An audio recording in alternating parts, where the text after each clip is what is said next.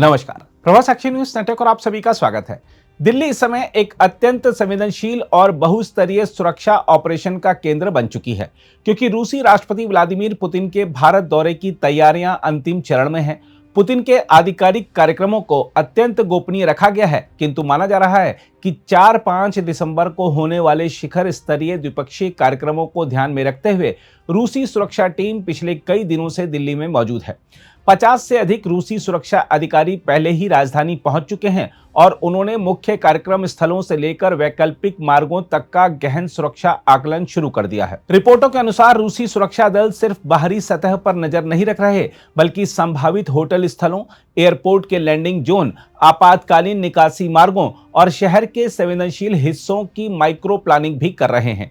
AI आधारित निगरानी, drone detection system, sniper तैनाती और 24/7 कमांड कंट्रोल रूम की तैयारी जोरों पर है। Delhi police, special cell, SPG और केंद्रीय सुरक्षा एजेंसियां रूस की इनर रिंग सुरक्षा टीम के साथ मिलकर काम कर रही हैं। हम आपको बता दें कि बाहरी सुरक्षा और लॉजिस्टिक सपोर्ट भारत संभाल रहा है, जबकि अंतिम निर्णय और कोर प्रोटोकॉल का संचालन रूसी एजेंसियां अपने हाथ में रखे हुए हैं। पुतिन के साथ आने वाला प्रतिनिधिमंडल भी बड़ा और उच्च स्तरीय माना जा रहा है, जिसमें रक्षा, विदेश नीति, ऊर्जा, तकनीकी सहयोग और अंतर्राष्ट्रीय मामलों से जुड़े शीर्ष अधिकारी शामिल होंगे।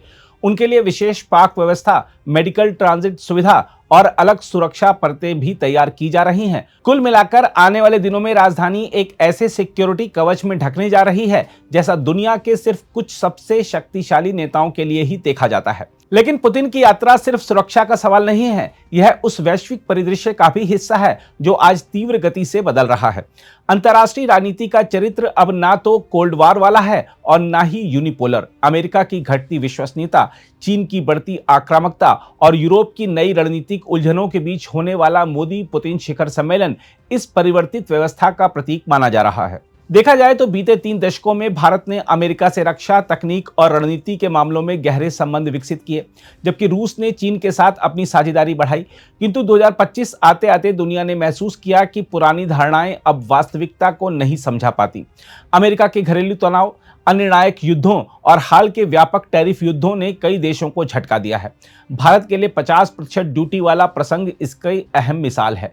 दूसरी ओर चीन का विस्तारवादी रुख रूस के भीतर भी असहजता पैदा कर रहा है, चाहे वह सुदूर साइबेरिया की जनसंख्या गतिशीलता हो या मध्य एशिया में बढ़ते प्रभाव की चिंता। ऐसे समय में भारत और रूस दोनों अपनी अपनी रणनीतिक स्वायत्तता की नीति को मजबूत करते दिखाई देते हैं। यह कोई पुराना मित्रता संधि मॉडल नहीं, बल्कि नई वैश्विक अनिश्चितताओं में एक दूसरे के लिए विश्वसनीय और अपेक्षाकृत स्थिर साझेदार खोजने का प्रयास है। शिखर सम्मेलन का एजेंडा भी इस बात को दर्शाता है। रक्षा सहयोग इसकी धुरी बना हुआ है।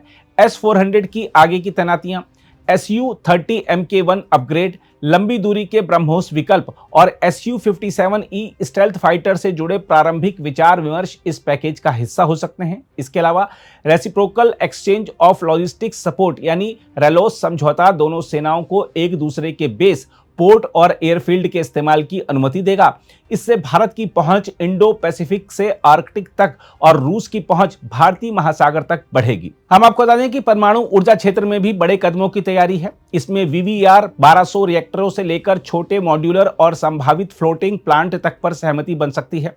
सबसे दिलचस्प क्षेत्र वह है जहां भविष्य की वैश्विक प्रतिस्पर्धा तय होनी है, यानी क्रिटिकल मिनरल्स और रेयर अर्थ्स। इससे जुड़े संयुक्त उपक्रम रूस के फार ईस्ट में शुरू होने की संभावना है, जिससे इलेक्ट्रिक वाहनों, हाई एंड इलेक्ट्रॉनिक्स और उन्नत हथियार प्रणालियों की सप्लाई चेन में भारत अधिक आत्मनिर्भर बन सकता है। दोनों देशों के बीच व्यापार अब करीब 65 से 66 अरब डॉलर पर है और 2030 तक इसे 100 अरब डॉलर तक ले जाने का लक्ष्य रखा गया है।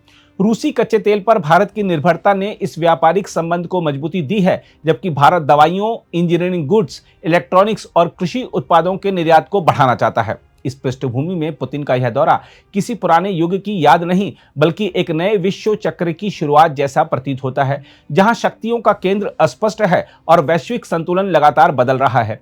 भारत रूस संबंध इस बदलाव में एक ऐसी साझेदारी के रूप में उभर रहे हैं जो ना तो पूर्ण गठबंधन है और ना ही अतीत की रोमांटिक मित्रता, बल्कि एक व्यवहारिक, परस्पर निर्भर और संतुलनकारी संबंध है। दूसरी ओर पुतिन की यात्रा की कठोर सुरक्षा व्यवस्थाएं वैश्विक राजनीति की वर्तमान बेचैनी का भी प्रतीक हैं। पुतिन की सुरक्षा के इंतजामात इस बात का संकेत हैं कि विश्व के सबसे शक्तिशाली नेताओं को आज किस स्तर की असुरक्षा और खतरे की चिंता घेरे हुए है।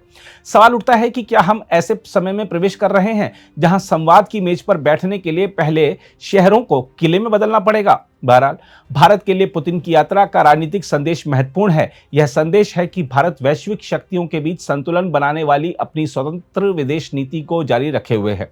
देखा जाए तो भारत और रूस दोनों ही तेजी से बदलती दुनिया में ना तो किसी एक खेमे में जाना चाहते हैं और ना ही अपनी स्वायत्तता को खोना चाहते हैं। यही कारण है कि यह साझेदारी आज पहले से कहीं अधिक प्रासंगिक दिखती है।